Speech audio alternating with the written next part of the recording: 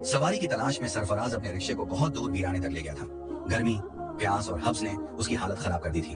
उसकी अम्मा ने रात को बताया था कि घर में राशन खत्म हो रहा है। सिर्फ यही परेशानी नहीं थी, बल्कि 2 महीने से घर का किराया भी नहीं दिया था। यही सब सोचकर वह ज्यादा दूर निकल आया था। शाम ढल चुकी थी, रात होने वाली थी। जब वह वापस जाने का सोच ही रहा था कि उसने 3 नकाबपोश लड़कियों को देखा जो काले बुर्के में दूर से आती दिखी। इस वीराने में कोई घर भी नहीं था, इसलिए उनकी मौजूदगी अजीब लगी। लेकिन उसने सोचा कि शायद वे रास्ता भटक गई हों या सवारी की तलाश में हों। लड़कियों ने आकर कहा, भाई क्या आप हमें शाह हवेली तक छोड़ सकते हैं? सरफराज ने फौरन हामी भर दी। वह खुश था कि वीराने में एक सवारी मिल गई। हवेली यहाँ से 2 किलोमीटर की दूरी पर थी। पेट्रोल बस इतना था कि वह वहां तक जा सकता था, लेकिन वापसी मुश्किल होती। उसने सोचा कि किराया मिलने पर पेट्रोल डलवा लेगा। रास्ते में लड़कियां आपस में हंस हंस कर बातें कर रही थी। वे एक जैसी उम्र और कद की लग रही थी। फिर उनमें से एक लड़की बोली, भाई हमारे पास किराया नहीं है, हम आपसे कहना भूल गए थे। यह सुनकर सरफराज मायूस हुआ, लेकिन उसने जाहिर नहीं किया। उसने कहा, कोई बात नहीं, आप तीनों वीराने में थी, आपके साथ कुछ भी हो सकता था, मैं आपको वहां छोड़ देता हूँ। शाह हवेली पहुंचने पर लड़कियां बिना कुछ कहे रिक्शे से उतर गईं और हवेली में दाखिल हो गईं। हवेली के आसपास भी कोई आबादी नहीं थी। सरफराज रिक्शा घुमा ही रहा था कि उसकी नजर पिछली सीट पर रखी एक काली थैली पर पड़ी। यह थैली लड़कियों में से एक के पास थी। सरफराज ने रिक्शा रोका और थैली उठाकर हवेली की ओर चल पड़ा। हवेली में जाने का उसका मन नहीं था, लेकिन अमानत लौटाना जरूरी था। जैसे ही उसने दरवाजे पर हाथ रखा, वह खुद ब खुद खुलता चला गया। अंदर का नजारा खौफनाक था। हवेली में कोई रोशनी नहीं थी, न ही किसी के होने का एहसास। वह घबराकर बाहर आया और जल्दी से घर पहुंचा। अम्मा ने दरवाजा खोला। सरफराज का परेशान चेहरा देख उन्होंने कुछ नहीं पूछा। जब उनकी नजर काली थैली पर पड़ी तो उन्होंने खोलकर देखना चाहा। सरफराज रोकना चाहता था, लेकिन इससे पहले अम्मा ने थैली खोल दी। जो कुछ थैली में था उसने सरफराज के होश उड़ा दिया। सरफराज एक गरीब परिवार का लड़का था। उसका बचपन मुश्किलों से भरा था। उसके अब्बा रिक्शा चलाते थे और घर का किराया देना सबसे बड़ी परेशानी थी। सरफराज बचपन से जिम्मेदार था। जब अब्बा बीमार रहने लगे तो उसने चुपके चुपके रिक्शा चलाना सीख लिया। एक रात सरफराज को अम्मा और अब्बा की सरगोशियों की आवाज सुनाई दी। उसने ध्यान से सुना तो जाना कि अब्बा को जिगर की बीमारी हो गई थी। उसका इलाज बहुत महंगा था, जो उनके बस की बात नहीं थी। सरफराज के अब्बा अम्मा से कह रहे थे कि अब सरफराज को रिक्शा चलाना सिखा देंगे, ताकि उनके जाने के बाद परिवार को कोई परेशानी न हो। अब्बा की यह बात सुनकर सरफराज बिस्तर में लेटा पूरी रात रोता रहा। फिर उसने खुद ही अब्बा से इस ख्वाहिश का इजहार किया कि वह रिक्शा सीखना चाहता है। अब्बा उसकी बात सुनकर दुख से मुस्कुराए थे। धीरे धीरे सिर्फ 2 महीनों में सरफराज ने भरपूर रिक्शा चलाना सीख लिया। रिक्शा सीखने के 4 महीने बाद ही एक दिन अब्बा चुपचाप इस दुनिया से चले गए। सरफराज की उम्र उस वक्त सिर्फ 15 साल थी और कोई भी रात ऐसी न गुजरी जब उसका तकिया आंसुओं से गीला न हुआ हो। लेकिन उसने बिना किसी को एहसास कराए अपने नन्हे कंधों पर घर की सारी जिम्मेदारियां उठा ली। वह अम्मा या बहनों को यह महसूस नहीं होने देना चाहता था कि वे अकेली पड़ गई हैं। अब्बा के गुजरने के बाद अम्मा बहनों से कहने लगी कि वे स्कूल छोड़ दें, लेकिन सरफराज ने उन्हें साफ मना कर दिया और खुद प्राइवेट तरीके से मैट्रिक करने का फैसला कर लिया। वह दिन भर रिक्शा चलाने लगा। 2 साल के भीतर वह एक माहिर रिक्शा चालक बन चुका था, लेकिन महंगाई बढ़ने के कारण घर चलाना मुश्किल होता जा रहा था। उसी दिन जब उसे 3 नकाबपोश लड़कियों की सवारी मिली थी, उनकी एक काली थैली भी उसके पास रह गई थी। अम्मा ने सरफराज के मना करने के बावजूद वह थैली खोल दी और अंदर निकले कीमती जेवरात देखकर वे दोनों हैरान रह गए। फिर अम्मा ने वह थैली वापस बंद की और कहने लगी, बेटा ये किसी की अमानत है और हम इसमें कोई खयानत नहीं करेंगे। यही अम्मा की तरबियत थी। सरफराज ने हामी भरी और सोचा कि यकीनन वे लड़कियां इसे लेने वापस आएंगी। अम्मा ने थैली हिफाजत से अपनी अलमारी में रख दी और सरफराज को ताकीद की कि किसी से इस बारे में जिक्र न करे। अगली सुबह सरफराज रोज की तरह उठकर रिक्शा लेकर निकल पड़ा, लेकिन दोपहर तक भी उसे कोई सवारी नहीं मिली। फिर अचानक उसके मन में ख्याल आया कि दिन के वक्त उस हवेली में जाकर देखे कि क्या वे लड़कियां वहां रहती हैं या नहीं। पिछली रात तो उसे वहां कोई नहीं दिखा था, लेकिन वह उलझन में था कि क्या उसे वहां जाना चाहिए। आखिरकार उसने फैसला किया और रिक्शा स्टार्ट करके हवेली की ओर बढ़ चला। हवेली काफी दूर थी, लेकिन वह जानता था कि उस थैली में कीमती जेवरात थे, इसलिए यह उसका फर्ज था कि वह उन्हें लौटाने की कोशिश करे। करीब 1.5 घंटे के सफर के बाद वह हवेली के सामने खड़ा था। आसपास के घर भी वीरान थे। ऐसा लगता था जैसे वहां कोई आता जाता नहीं था। हवेली के लॉन की हालत से भी साफ पता चलता था कि वहां कोई नहीं रहता। लाउंज का दरवाजा भी खुला हुआ था। जैसे ही सरफराज ने कदम बढ़ाए, अचानक उसके कानों में किसी औरत की हंसी की आवाजें आईं। आवाजें हवेली के अंदर से आ रही थी। शायद वे लड़कियां किसी कमरे में थीं। अब उसे एहसास हुआ कि बिना इजाजत अंदर आना सही नहीं था, लेकिन फिर भी कीमती जेवरात का ख्याल करके वह अंदर चला गया। अंदर का मंजर देखकर वह हैरत में पड़ गया। सारे कमरे बंद पड़े थे, फिर भी हंसी की आवाजें कहां से आ रही थी। उसने ऊपर की मंजिल की तरफ देखा, जहां और कमरे थे, लेकिन उनके दरवाजे भी बंद थे। तभी अचानक एक बंद कमरे का दरवाजा जोर जोर से खटखटाया जाने लगा। ये देखकर उसके रोंगटे खड़े हो गए। उसे यकीन हो गया कि यहाँ कोई ऐसी ताकत मौजूद है जो इंसानों को दिखाई नहीं देती। डर से कांपते हुए वह उल्टे पैरों वहां से भागा। जैसे ही वह हवेली से बाहर आया, उसे एक आदमी नजर आया जो वहां से गुजर रहा था। उस आदमी ने सरफराज का पीला पड़ा चेहरा देखकर पूछा, नौजवान, तुम इस भूतिया हवेली में क्या कर रहे थे? ये तो सालों से बंद पड़ी है, लगता है तुम नए हो इस इलाके में, तभी तुम्हें इसका नहीं पता। सरफराज ने खुद को संभाला और कहा, कल रात मैंने यहाँ 3 सवारियों को छोड़ा था। उनका एक सामान मेरे रिक्शे में रह गया था, बस वही लौटाने आया था। लेकिन अंदर कोई नहीं मिला। क्या यह हवेली सच में वीरान है? उस आदमी ने सरफराज को घूरते हुए कहा, इस हवेली में तो पिछले 20 सालों से कोई नहीं रहता। क्या तुम्हें नहीं पता कि इस हवेली में रहने वाला खानदान जिन्नात से परेशान होकर इसे छोड़कर चला गया था? वो लोग आज तक वापस नहीं आए। इस हवेली के बारे में कई तरह की बातें मशहूर है। सरफराज खौफ और उलझन में पड़ गया। उसकी आंखों के सामने वे तीनों नकाबपोश लड़कियां घूमने लगी जो आधी रात को उसके रिक्शे में बैठी थी। अब उसे इस भयानक सच का पता लगाना था, लेकिन अगर वह किसी को बताता कि उसके पास उनका एक कीमती खजाना पड़ा है तो कोई भी उसकी बात पर यकीन नहीं करता। उसने ठान लिया कि वह खुद ही इस रात से पर्दा उठाएगा। डर और सवालों से घिरा वह वापस अपने घर की ओर चल पड़ा। सरफराज की कहानी कुछ अजीब मोड़ ले चुकी थी। जब उसने अम्मा से कहा कि वह उस खजाने को देखना चाहता है तो अम्मा ने वह थैली उसके सामने लाकर रख दी। चमकते हुए हीरे जवाहरात वैसे ही मौजूद थे जैसे कि पिछली रात उसने देखे थे। अम्मा ने सवाल किया, बेटा क्या वह लड़कियां नहीं मिली जो यह खजाना छोड़ गई थी? सरफराज ने सिर हिलाते हुए जवाब दिया, नहीं अम्मा, जहाँ वह लड़कियां उतरी थी वह हवेली बिल्कुल वीरान पड़ी है। मैं आज भी वहां जाकर देख आया हूँ। अम्मा ने थोड़ा रुक कर कहा, तो ऐसा करते हैं, इसमें से थोड़ा सा सोना बेच देते हैं। घर का किराया भी भरना है और राशन के लिए भी पैसे नहीं है। लेकिन सरफराज ने साफ इनकार कर दिया, नहीं अम्मा, यह हमारे पास किसी की अमानत है। हम उनकी इजाजत के बिना इसमें से कुछ भी खर्च नहीं कर सकते। अम्मा ने उसकी बात पर सिर हिला दिया और खजाने को दोबारा अलमारी में रख दिया। लेकिन अब सरफराज को लगने लगा कि जब तक यह खजाना उनके घर में रहेगा वह इसी के बारे में सोचता रहेगा। उसे डर था कि कहीं उसकी नीयत न बदल जाए। इसीलिए उसने तय किया कि वह उन लड़कियों को ढूंढेगा और उनकी अमानत उन्हें लौटा देगा। अगले दिन सुबह जब वह रिक्शा लेकर निकला तो इत्तेफाक से उसे उसी इलाके की सवारी मिल गई। वह एक बुजुर्ग आदमी था जो उसी दिशा में जा रहा था। बातचीत के दौरान सरफराज ने बुजुर्ग से शाह हवेली के बारे में पूछ लिया। बुजुर्ग ने हैरानी से जवाब दिया, बेटा वह तो 20 साल से खाली पड़ी एक पुरानी हवेली है, तुम क्यों पूछ रहे हो? सरफराज ने टालते हुए कहा, बस यूं ही मुझे इसके बारे में जानने की जिज्ञासा थी। क्या आप बता सकते हैं कि वहाँ के मालिकों ने उसे क्यों खाली किया था?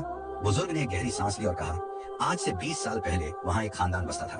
वह लोग बहुत हंसी खुशी रह रहे थे, लेकिन उनका एक नौजवान अफरोज गलत संगत में पड़ गया था। वह जादू टोने वालों के चक्कर में फंस गया और खुद भी यही सब सीखने लगा। एक दिन उसने देखा कि एक पीर जिन्नात को अपने काबू में करने के लिए एक खतरनाक अमल कर रहा है। अफरोज ने सोचा कि अगर यह पीर ऐसा कर सकता है तो मैं क्यों नहीं। उसने हवेली की सबसे ऊपरी मंजिल पर बैठकर वही अमल दोहराना शुरू कर दिया। लगातार 7 रातों तक वह चुपचाप इस काम में लगा रहा। जैसे ही अमल पूरा हुआ, हवेली में अजीब घटनाएं घटने लगी। तेज आंधी, धूलगढ़ का गुब्बार और अजीब अजीब आवाजें आने लगी। हवेली की चीजें खुद ब खुद हिलने लगी। अफरोज को यह समझ नहीं आया कि वह क्या कर बैठा था, लेकिन जब उसे पता चला कि उसने एक जिन्नात के सरदार को अपना मुवक्किल बना लिया है तो उसे लगा कि वह ताकतवर हो गया है। मगर वह यह नहीं जानता था कि जिन्नात कभी किसी इंसान को चैन से नहीं रहने देते। बुजुर्ग थोड़ा रुके और फिर बोले, धीरे धीरे जिन्नातों का पूरा कबीला उस हवेली में बसने लगा। अब हवेली में रहने वाले लोगों के लिए मुसीबतें बढ़ गईं। दिन में तो सब ठीक रहता था, लेकिन रात होते ही चीजें उड़ने लगती, खौफनाक आवाजें गूंजती। हवेली की एक जवान लड़की को अजीब दौरे पड़ने लगे। उसे हर जगह जिन्नात नजर आते और वह खौफ से चीखने लगती। इस पर एक मौलवी साहब को बुलाया गया। उन्होंने बताया कि यह सब अफरोज की गलती का नतीजा है। मौलवी साहब ने कहा कि इन जिन्नातों से निपटना आसान नहीं है। सबसे अच्छा यही होगा कि हवेली के लोग यहाँ से चले जाएं। मगर अफरोज ने उनकी बात नहीं मानी और अपनी जिद पर अड़ा रहा। कुछ ही दिनों बाद जिन्नातों ने बदला लेना शुरू कर दिया। हवेली के लोगों पर मुसीबतें बढ़ती गई। आखिरकार एक रात पूरा खानदान हवेली छोड़कर चला गया। तब से ये हवेली वीरान पड़ी है। यहाँ के लोग कहते हैं कि जिन्नात आज भी वहाँ रहते हैं। रात के वक्त हवेली से अजीब हंसी की आवाजें आती हैं। कई लोगों ने वहाँ छत पर परछाइयों को चलते हुए देखा है। इसीलिए रात को इस हवेली के पास कोई नहीं जाता। फिर एक मौलवी आया और उसने पूरे हवेली वालों को बताया कि उनके खानदान के किसी फर्द से यह गलती हुई है कि उसने जिन्नात को सताया है। अब इसका सिर्फ एक ही हल है, वे यह हवेली छोड़कर कहीं दूर चले जाएं, क्योंकि इस जिन्नात के पूरे कबीले ने हवेली पर कब्जा कर लिया है। अब वे किसी भी कीमत पर यहाँ से नहीं जाएंगे। कहते हैं कि उस लड़के की वजह से उनका पूरा ठिकाना बर्बाद हो गया था। उनकी जिंदगी में भूचाल आ गया था और इसी वजह से वे गुस्से से भरे हुए थे। अब अफरोज बहुत शर्मिंदा था। बार बार मौलवी से गुहार लगाने लगा कि कोई हल निकाले, पर मौलवी साहब ने साफ कह दिया कि इस पूरे कबीले से लड़ाई करना उनके बस की बात नहीं है। उन्होंने हवेली वालों को यही सलाह दी कि वे चुपचाप यह जगह खाली कर दें। मौलवी बिना कोई उपाय के चला गया। अब हवेली में शोक का माहौल था।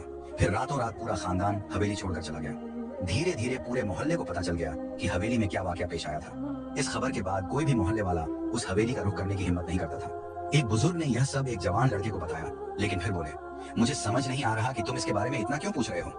बुजुर्ग की बातों ने उस लड़के को बहुत कुछ सोचने पर मजबूर कर दिया। फिर उसने बुजुर्ग को सच्चाई बताने का फैसला किया। उसने उन नकाबपोश लड़कियों के बारे में बता दिया कि किस तरह रात के आधे पहर वे उसके रिक्शे में कीमती खजाना छोड़कर खुद हवेली में चली गई थी। बुजुर्ग उसकी बात सुनकर हैरान रह गए। फिर बोले, तुम्हारी बात सुनकर तो यही लग रहा है कि वे जरूर जिन्नात के खानदान की झिंझिया होंगी। हो सकता है कि वे सरदार की शहजादियां हों, क्योंकि लोगों का कहना है कि रात के आधे पहर इस हवेली से अजीबोगरीब आवाजें सुनाई देती हैं। कई लोगों ने छत पर चलते फिरते जिन्नात को भी देखा है। इसी वजह से हमारे इलाके के लोग रात के वक्त घर से बाहर नहीं निकलते। फिर उस लड़के ने बुजुर्ग से पूछा, लेकिन वे मेरे रिक्शे में कीमती खजाना छोड़कर ही क्यों गई? ये बात मेरी समझ में नहीं आ रही। बुजुर्ग ने जवाब दिया, ये बात तो मैं भी नहीं जानता बेटा, लेकिन हो सकता है कि वे अपना खजाना लेने तुम्हारे पास दोबारा जरूर आए। अब उनकी मंजिल करीब आ गई थी। हवेली थोड़ी ही दूरी पर थी, लेकिन बुजुर्ग का कहना था कि जिन्नात रात के वक्त दिखाई नहीं देते, पर रात को पूरी हवेली में घूमते फिरते रहते हैं। अब लड़के का ध्यान सिर्फ उन नकाबपोश लड़कियों और खजाने पर था। उसने थोड़े बहुत पैसे जमा किए, मामूली सा राशन खरीदा और घर चला गया। लेकिन अब उसका ध्यान रिक्शा चलाने पर भी नहीं था। उसकी अम्मा अलग परेशान थी कि कहीं कोई चोर डाकू उस खजाने की वजह से घर में न घुस आए। आखिरकार लड़के ने अपने दिल को मजबूत किया और रात में हवेली जाने का फैसला किया। बगैर अम्मा को बताए जैसे ही रात हुई वह हवेली की तरफ निकल पड़ा। अपने रिक्शे को उसने थोड़ी दूर एक दरख्त के नीचे खड़ा कर दिया और पैदल हवेली की ओर बढ़ने लगा। सारी गलियां सुनसान थी, चारों ओर गहरा सन्नाटा था। इंसान तो दूर की बात, कोई परिंदा भी परमारता नहीं दिख रहा था। रात का अंधेरा गहराता जा रहा था। हवाओं में अजीब सी सिहरन थी, जैसे कोई छुपकर सब कुछ देख रहा हो। इंसान तो दूर की बात थी, यहाँ कोई जानवर तक नजर नहीं आ रहा था। सरफराज के दिल में खौफ तो था, मगर फिर भी वह हिम्मत जुटाकर हवेली के अंदर दाखिल हो गया। हवेली जो दिन में उजड़ी और सुनसान दिखती थी, अब रोशनी से जगमगा रही थी। सरफराज खुद को एक दरख्त के पीछे छुपा चुका था। तभी अचानक हॉल का बड़ा दरवाजा खुला और सरफराज ने एक ऐसा मंजर देखा जिसे देखकर उसका खून जम गया। दरवाजे से 3 खूबसूरत लड़कियां निकली। उनके लंबे सुनहरे बाल थे और उन्होंने रेशमी चोगे पहने हुए थे। वे हंस हंस कर एक दूसरे से बातें कर रही थी। जैसे ही सरफराज ने उनकी आंखों में देखा, वो पहचान गया कि ये वही जिनजादियां थी जो उस रात नकाब पोश बनकर उसके रिक्शे में बैठी थी। सरफराज समझ गया कि उन्होंने उसे देख लिया है। वे उसी दरख्त के पास आकर खड़ी हो गई जिसके पीछे वह छुपा था। मुझे यहाँ आत्मजात की बू आ रही है, एक झंझादी ने फुसफुसाकर कहा। हाँ, लेकिन भला कोई इंसान यहाँ आने की हिम्मत कैसे करेगा? दूसरी झंझादी बोली। सब जानते हैं कि इस हवेली पर हमारे पूरे कबीले का राज है। सरफराज की सांसें थमने लगी। तभी तीसरी झंझादी बोली, चलो अब्बा हुजूर से कहते हैं कि जिनजादों को भेजकर यहाँ की देखभाल करवाएं। जैसे ही वे तीनों अंदर जाने लगी, अचानक सरफराज के पांव पर किसी कीड़े ने काट लिया। उसके मुंह से दर्द भरी चीख निकल गई। वह तीनों एकदम पलटी और उसे घूरने लगी। रिक्शे वाले, तुम इस हवेली के अंदर कैसे आए? एक झंझादी ने पूछा। कांपती आवाज में सरफराज बोला, मैं किसी गलत इरादे से यहाँ नहीं आया। मैं जानता हूँ कि यह जिन्नात की हवेली है, लेकिन आपकी एक अमानत मेरे पास रह गई थी, इसलिए उसे लौटाने आया हूँ। जिनजादियों की आंखें चमक उठी। महापारा जिनजादी आगे बढ़कर बोली, ओह, वो जेवरात? हाँ, हम गलती से अपने रिक्शे में छोड़ आए थे। कहाँ हैं वे? सरफराज ने सफाई दी। मैंने सोचा पहले यह देख लूं कि आप लोग यहीं रहती हैं या नहीं, इसलिए आज उन्हें साथ नहीं लाया, लेकिन आप जब कहेंगी मैं उन्हें लेकर आ जाऊंगा। महापारा जिनजादी मुस्कुराई। ठीक है, तुम यहाँ मत आना। अगर हमारे रखवाले जिन्नात ने तुम्हें देख लिया तो तुम्हें नुकसान पहुंचा सकते हैं। मैं खुद तुम्हारे घर आ जाऊंगी। सरफराज ने उसकी बात सुनकर सहमति में सिर हिला दिया और तेजी से वहां से निकल आया। घर पहुंचते ही अम्मा ने उसकी खौफजदा शक्ल देख ली। बेटा, क्या हुआ? तबीयत तो ठीक है ना? सरफराज ने अम्मा को सब कुछ बता दिया। सुनकर अम्मा घबरा गई। ये तूने क्या कर दिया? अगर वे जिन्नात तुझे कोई नुकसान पहुंचा देते तो? अमानत तो अमानत होती है, चाहे वह किसी इंसान की हो या जिन्नात की, सरफराज ने कहा। अगली रात अचानक दरवाजे पर दस्तक हुई। दरवाजा खोलते ही सरफराज ने देखा, सामने एक नौजवान लड़की खड़ी थी। उसने दुपट्टे से अपना चेहरा छुपा रखा था, मगर उसकी आंखों से सरफराज पहचान गया कि यह महापारा जिनजादी थी। क्या मुझे अंदर आने का नहीं कहोगे? महापारा जिनजादी ने मुस्कुराकर पूछा। सरफराज हिचकिचाया, लेकिन फिर धीरे से अंदर आने का इशारा कर दिया। महापारा ने घर के हर कोने को गौर से देखा। सरफराज संदूक से जेवरात निकाल लाया और महापारा को सौंप दिए। वह बहुत खुश हुई। ये मेरे लिए बहुत खास है, उसने कहा। वैसे तो हमें किसी चीज की कमी नहीं, लेकिन जो चीज पसंद आ जाए उसे हासिल करना मेरी आदत है। जैसे ही उसने जेवरात अपने हाथ में लिए, वह अचानक गायब हो गई। सरफराज ने राहत की सांस ली, लेकिन कहानी अभी खत्म नहीं हुई थी। कुछ दिन बाद रात के 12 बजे सरफराज एक सड़क के किनारे खड़ा था। तभी उसे फिर वही खनकती हुई हंसी सुनाई दी। उसने घबरा कर पीछे देखा। वो तीनों जिनजादियां फिर उसके सामने खड़ी थी। एक जिनजादी ने मुस्कुराकर पूछा, रिक्शे वाले, हमें हवेली तक छोड़ दोगे? सरफराज का दिल जोर से धड़कने लगा। वह कुछ बोल पाता इससे पहले ही दूसरी जिनजादी ने मजाक उड़ाते हुए कहा, देखो तो, ये कितना डरा हुआ है, अभी तो हमने अपना असली रूप भी नहीं दिखाया। तीसरी जिनजादी महापारा आगे बढ़कर बोली, रिक्शे वाले, मुझे तुम्हारी ईमानदारी बहुत पसंद आई है। मैंने आज तक किसी इंसान को इस नजर से नहीं देखा। मुझे तुमसे दोस्ती करनी है। सरफराज सन्न रह गया। दूसरी जिनजादी ने कहा, महापारा से दोस्ती कर लो, तुम्हारी जिंदगी बदल जाएगी। अब सरफराज एक अजीब कशमकश में फंस चुका था। उसे इनकार भी नहीं करना था, मगर हाँ भी नहीं कह सकता था। अगर उसने दोस्ती कबूल कर ली तो जिनजादियां हर वक्त उसके सामने आती रहेंगी। महापारा ने मुस्कुराकर कहा, मैं तुम्हारी जिम्मेदारियां कम करना चाहती हूँ। मैं तुम्हारी जिंदगी को बेहतर बना सकती हूँ। सरफराज के पास अब कोई चारा नहीं बचा था। उसे कोई फैसला लेना ही था। उस जिन्नानी की बात ने उसे हैरत में डाल दिया था, लेकिन फिर उसने अपने दिल की रजामंदी के साथ दोस्ती के लिए हामी भर ली। वो जिन्नानी कहने लगी कि वो चंद दिनों तक उसके घर में रहना चाहती है, लेकिन इसके लिए उसे अपने घर वालों से कोई बहाना बनाना होगा। वो उसके रिक्शे में बैठकर पूरी दुनिया देखना चाहती थी। अब वो दोनों जिन्न चले गए थे, लेकिन महापारा उसके साथ उसके घर जा रही थी। वो खौफजदा था कि कहीं उसकी अम्मा इस लड़की को देखकर घबरा ना जाए, लेकिन वो अम्मा को यह हकीकत नहीं बताने वाला था कि महापारा इंसानी लड़की नहीं बल्कि एक जिन्नानी थी। रात के आधे पहर जब वो अपने घर पहुंचा तो अम्मा ने ही दरवाजा खोला। उन्हें अपने बेटी के साथ एक लड़की खड़ी देखकर हैरानी हुई। जब अम्मा ने पूछा तो उसने झूठ बना दिया। ये लड़की उदास हालत में सड़क पर खड़ी थी, बहुत बुरे हालात से गुजर कर आई है। इसलिए कुछ दिन हमारे पास रहेगी, फिर किसी शेल्टर होम में चली जाएगी। उसकी इस झूठी कहानी पर जिन्नानी ने बड़ी हैरत से उसका चेहरा देखा, लेकिन उसने नजरें चुरा ली। वो उसे कैसे बताता कि हमारे समाज में चाहे कोई लड़की हो या जिन्नानी, किसी नौजवान के साथ आधी रात को उसके घर आना अच्छा नहीं समझा जाता। अम्मा ने उसके झूठ पर यकीन किया या नहीं ये तो पता नहीं, मगर उनकी नजरें उस जिन्नानी के गले में पड़े खूबसूरत सोने के गुलूबंद, हाथों में मोटे सोने के कंगन और कानों की बालियों पर टिक गई। शायद इसी वजह से वो लड़की को शक भरी निगाहों से देख रही थी। अब महापारा उसी के घर में रहने लगी। जब भी वो रिक्शा चलाकर घर लौटता तो वो खुशी से दरवाजा खोलती। फिर अम्मा और छोटी बहनों के सो जाने के बाद वो उसके साथ रिक्शे में बैठकर बाहर निकल आती। वो उसे हर उस जगह ले जाता जहां वो जाना चाहती थी। धीरे धीरे उसकी अम्मा और बहनों से भी उसकी अच्छी दोस्ती हो गई। फिर एक दिन जब वो घर आया तो अम्मा कहने लगी, देखो तो सही ये लड़की कितनी अच्छी है। आज मकान मालिक दरवाजे पर शोर मचा रहा था तो इस बेचारी लड़की ने अपने कानों की सोने की बालियां निकालकर उसे दे दी। मैं तो शर्मिंदा हो गई, मगर मजबूर भी थी। उसकी अम्मा की इस बात ने उसे और भी हैरत में डाल दिया। वो सोचने लगा, ये जिन्नात के शाहनशाह की बेटी है, उसके पास दौलत की कोई कमी नहीं, इन बालियों की उसकी नजरों में क्या हैसियत होगी। मगर अम्मा की अगली बात सुनकर वो उछल पड़ा। अम्मा ने कहा, तुम इस लड़की से शादी कर लो, लावारिस है, अच्छा है, इसे भी सहारा मिल जाएगा। उसने हाथ जोड़ लिए। खुदा के लिए अम्मा, ये बात उसके सामने मत कहिए। वो अम्मा को कैसे बताता कि वो जिन्नानी उसके पीछे पड़ी थी। ना जाने वो कितने दिन इस घर में रहने वाली थी। फिर एक रात उसका रिक्शा खराब हो गया। रात के 2 बज चुके थे और वो सुनसान सड़क पर खड़ा था। चारों तरफ सन्नाटा था, ना कोई इंसान, ना कोई दुकान। उसकी गुर्बत उसे फिर से चुभने लगी। तभी दूर से 2 लंबे चौड़े आदमी आते दिखे। वो सीधे उसकी तरफ बढ़े और बोले, क्या हुआ नौजवान, परेशान लग रहे हो? चलो हम तुम्हारी मदद करते हैं। कुछ ही सेकंड में उन्होंने उसका रिक्शा ठीक कर दिया और कहने लगे, हम किसी के कहने पर यहाँ आए हैं। जब वो घर पहुंचा तो महापारा दरवाजे पर उसका इंतजार कर रही थी। अब अम्मा के बजाय ज्यादातर वही दरवाजा खोलती थी। वो मुस्कुराते हुए बोली, मैंने ही इन दोनों जिन्हों को तुम्हारे पास भेजा था मदद के लिए। अब वो समझ गया कि वो आदमी आधी रात को उस सुनसान सड़क पर क्यों आए थे। फिर एक दिन महापारा कहने लगी, मैं वो झील देखना चाहती हूँ जिसका पानी नीला होता है। वहां मैं आज तक नहीं गई। सोचती हूँ तुम्हारे साथ जाऊंगी तो इस दुनिया को तुम्हारी नजर से देख पाऊंगी, वरना ऐसी जगहों पर हमें टिकने नहीं दिया जाता। वो अब एक खूबसूरत लड़की के रूप में उसके सामने थी। वो उसे उस झील के पास ले गया। महापारा बहुत खुश नजर आ रही थी। उसे पूरा दिन और पूरी रात घुमाने के बाद जब वो थका हारा घर लौटा तो अगली सुबह अम्मा घबराई हुई आई। बेटा, वो लड़की न जाने कहाँ चली गई। सुबह उठकर देखा तो घर में नहीं थी। ऐसा तो नहीं कि वो भाग गई हो? वो भी परेशान हो गया, कहीं वो नाराज तो नहीं हो गई थी। मगर उसने तो कोई गलती नहीं की थी। अगर वो खामोशी से चली गई तो इसका मतलब यही था कि वो अपने कबीले में वापस चली गई थी। फिर एक रात जब वो घर वापस आया तो उसकी अम्मा ने उसे एक खत थमाया। खत में लिखा था, तुम्हारी किस्मत बदलने वाली है। अगर अपना इनाम लेना चाहते हो तो उस दरख्त के नीचे आ जाना जहां पर तुम पहली बार हमसे मिले थे। नीचे जिनजादी महापारा का नाम लिखा हुआ था। नौजवान हैरान रह गया। उसे फिर से वहीं जाना था। अगर वो ना जाता तो महापारा खुद ही यहाँ आ जाती। उसने फैसला किया कि इस बार रिक्शा नहीं निकालेगा बल्कि पैदल ही वहां जाएगा। रात का सन्नाटा था जब वो उस दरख्त के नीचे पहुंचा।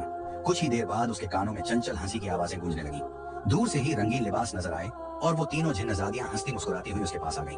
महापारा ने मुस्कुराते हुए कहा, देखो यह रिक्शे वाला कितना अच्छा है। इसने बगैर किसी मुआवजे के न सिर्फ मुझे पूरी दुनिया दिखाई बल्कि एक बार भी शिकायत नहीं की कि उसके हालात कितने बुरे हैं। फिर दूसरी जिन्नजादी कहने लगी, तुम्हारा दिल यूं ही इस नौजवान पर नहीं आया है ना? महापारा हल्के से मुस्कुराई और कहा, हाँ, लेकिन अब मैं इसे और परेशान नहीं करूंगी।